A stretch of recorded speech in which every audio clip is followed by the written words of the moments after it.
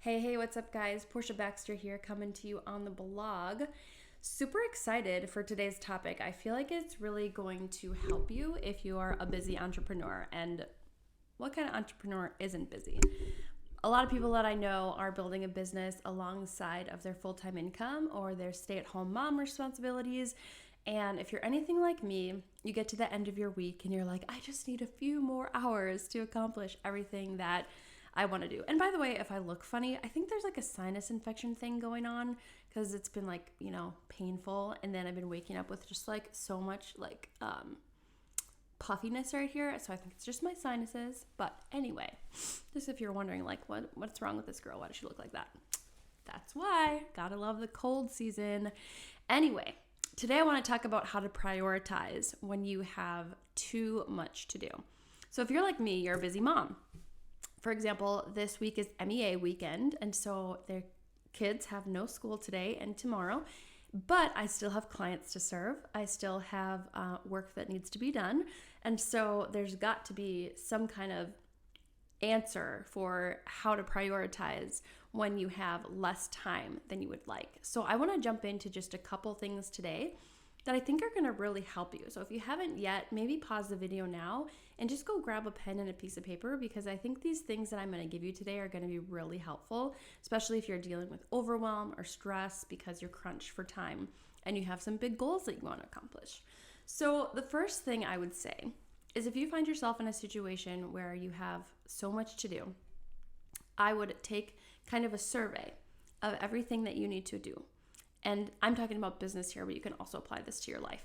And you need to just decide what is the most urgent thing.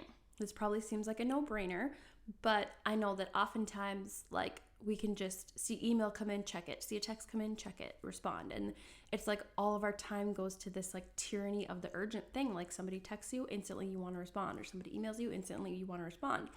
But you might have other things that are actually more important that you need to accomplish during that time. So you always need to put tasks into categories based on their urgency. What do I need to do today? What do I need to do by the end of this week? What do I need to do by the end of this month? Okay. If those tags don't work for you, then pick something that does. What do I need to do today? What do I need to do tomorrow? What do I need to do the next day? It just depends on how far out you like to think. I think in months. So I'm like, what do I need to accomplish this month, next month, 3 months, 9 months, etc. So that's the first thing, is urgency. Decide which things are the most urgent in terms of time frame when you need to accomplish them, and then carve out some time to do those things first. So I'm going to talk about some creative ways to do that in a little bit. But you always want to know what is the deadline for something. And oftentimes when somebody asks me for something, I will say, okay, is there a certain time that you need that by? Like, for example, say that I do a lot of speaking engagements, and they often want to request a bio from me, just 2 to 3 sentences, right? That I can send them so that they can introduce me when I come up to speak. And I will always ask them, great, when do you need that by? Because if they need it by tomorrow, then I'm going to get it to them right away. But if they don't need it for sometimes my speaking engagements will book months out, and dang sinuses. And if I don't need to get that to them for a month, then I'm just going to create a reminder on my calendar for 3 weeks out that says send bio to so-and-so, for speaking engagement. And I'm going to put that off because I do have other things that are more pressing in my day-to-day that I need to do right now. So urgency and deadlines. The second thing that I would say to help you save a ton of time when you're an entrepreneur is always ask yourself, which part of this could I automate? So if you're not building an email list, using an autoresponder, using a sales funnel, using some software that can help you send a mass email or a mass text, then you're really missing out on valuable time. Because let's say you're in direct sales and it's the end of the month, so we all know we need to hit these goals to rank up or whatever. And let's say you need to get 3 more sales. Well, you've got a lead pool of 75 people who've expressed interest in the past. Hopefully you're keeping a spreadsheet or some kind of CRM to manage these leads. Now, how much time does it take to sit there and DM every single one of those 75 leads individually? As opposed to if you had them on an email list or a text communication service such as Project Broadcast, And you could literally write one message and hit send, and it could go out to all 75 of those people. You know, if you're like me, you've got over 1,000 people on your email list, and that's a lot of people to message that there's a sale. But it takes 15 minutes for me to write up one email, click send, and then boom, they all get it at once. So if you're not using an email mail provider, I would highly recommend you get that set up and start building an email list. And a great way to do that is by creating a lead magnet. So if you ever need any help with that, feel free to reach out to me. I know usually I just have a button below my blog that allows you to fill out a form to work with me. You're not making any kind of a commitment, but if you're like, I'm not building with an email list and I need to be, just book a work with me form and tell me that you want some help with your lead magnet, and I'll reach out to you about some ways that I can help you with that. So urgency and deadline, automate. And then the third one is delegate. Okay. I once heard a leader say that 90% of what you do can be actually delegated to somebody else. And the best leaders focus on just the 10% of things that only they can do. And I love this. So I'm all about delegating. So like, for example, I love to use a VA. And I use my VA for a variety of tasks, but if you can afford it in your business, it's amazing to have somebody else do a lot of the administrative stuff that you don't want to do. Maybe you're even like, I know I need to be sending more messages on Facebook or Instagram, but I don't have time to reach out to people. That's a great task for your VA to do. And then you can spend more of your time talking to people who are actually interested and pre-qualified for what you have to offer. So delegate as much as you can. If you have a team and you're running a team and there's something that you want to do, give somebody on the team the authority to go out and do it. Give somebody on the team, you know, the trust and the leadership to go out and do that. I know that doesn't always work for like every team and work situation, but there are often things that you can delegate. Hey, even if you have a teenager who's bored, you can probably delegate them some of the tasks of what you're doing and maybe give them, you know, a little bit of money for helping you out. So those are the three things I wanted to bring to you today. Discussing, you know, the urgency and the deadline of things, automating any kind of systems and processes that you can, and delegating out any kind of work out, whatever that 90% of work is. If you can delegate that to somebody else so that you can focus on your 10%, I mean, that's really awesome. And that's a lot of what I do. I run a marketing agency, and my clients, I will do lead generation for them. So I'm actually putting people on their calendar who want to talk to them and want what they have. And so then when they go to work, they can deal with all the people on their calendar that have already said, yes, I want that. Yes, I want to book a call. So that's just like, a service I provide. If you are watching this and you're like, I'm a coach and I want to delegate something, feel free again to fill out the work with me form and let me know that you need some lead generation, and we can talk about whether or not we'd be a good fit to work together. But sorry about that. The last thing I want to say, three more things. If you are truly in a crunch for time, then you always want to focus on the income producing activities when you're in a time crunch. For me, for example, I'm on Facebook, I'm on Instagram, I'm on YouTube, and I'm on TikTok. 100% of my business comes from Facebook. I'd love to get more business on Instagram and TikTok, but that's not where my people are. So that's not who's paying me for my business. And it's all good. Do I still post on Instagram and TikTok? Yeah, I do. Do I make short form videos? Yeah, I do. Because people say they're all the rage and that's how you get a million leads and blah, blah, blah. So I'm working to build up those followings, but I know where my people are. My people are on Facebook.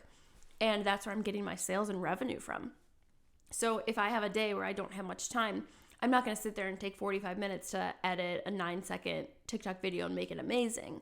Like, I'm going to focus my efforts more on Facebook activity because I have less time. So you need to know where your people are, where they're hanging out, what problem you can solve. And on the days where you only have 5, 10, 20, 15 minutes to work, focus on the things that are going to get you some sales, get you some new clients, some new customers. Don't do all that stuff that is just the wish list stuff, which seems like it would be obvious, but a lot of people spend their time in an unwise way, and that's why their businesses aren't thriving. Another thing that I would highly recommend, and this is what I did today, what I will do tomorrow, because I can't do this when my kids are at school because I need to hear the phone if their school calls me and, they're sick or anything happens. But on days when my kids are home and on weekends, I just turn my notifications off, completely silence my notifications. Because why? Because I know on the weekends nothing is urgent. Like, nothing is urgent. If anything is truly urgent, somebody has my husband's number and they could call him. I don't think he silences his notifications, but he doesn't have, 50 conversations with people a day. And these people can sometimes get back to you when it's convenient for them, which is the weekend. I tend to not want to work on the weekends. That's just a boundary that I've set. And so, I love to silence my notifications because then I only get alerted of things when I want to. I can still go to my phone. I can check if any emails came in, any texts, anything on Messenger, any DMs, whatever.